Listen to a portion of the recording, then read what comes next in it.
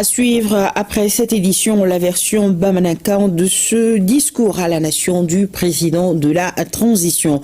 Vous venez de l'entendre. Le président de la transition se dit déterminé à renforcer la place de puissance militaire du Mali avec la mise en place prochaine de toute une industrie militaire. Il renouvelle sa confiance aux forces armées, salue les succès remportés et rend hommage à ceux qui se sont sacrifiés pour que le Mali soit. La synthèse du discours présidentiel, c'est avec Mahamadou Koné.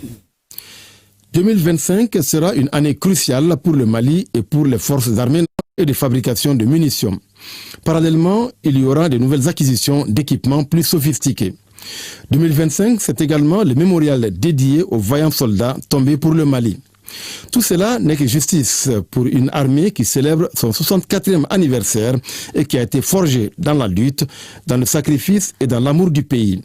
D'où l'hommage que le chef suprême des armées rend à celles et ceux qui ont donné leur vie pour que le Mali soit ce qu'il est aujourd'hui.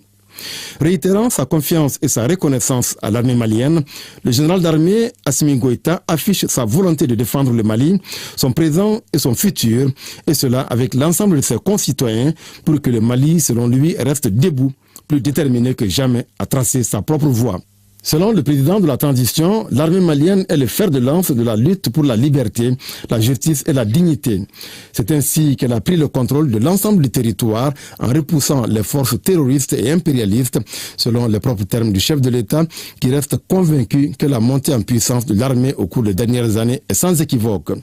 Les transformations profondes sur les plans humains, doctrinal, organisationnel et matériel sont passés par là. Nul besoin de rappeler l'impulsion donnée par l'école de guerre du Mali qui abrite sa première promotion AES. En effet, la vision des autorités de la transition se concrétise aussi à travers la Confédération des États du Sahel qui réunit le Mali, le Burkina Faso et le Niger. Pour le président Goïta, l'AES qu'il dirige aujourd'hui rappelle les idéaux des pères fondateurs, à savoir la communauté des peuples qui s'entraide, mutualise ses efforts et fait bloc face aux défis.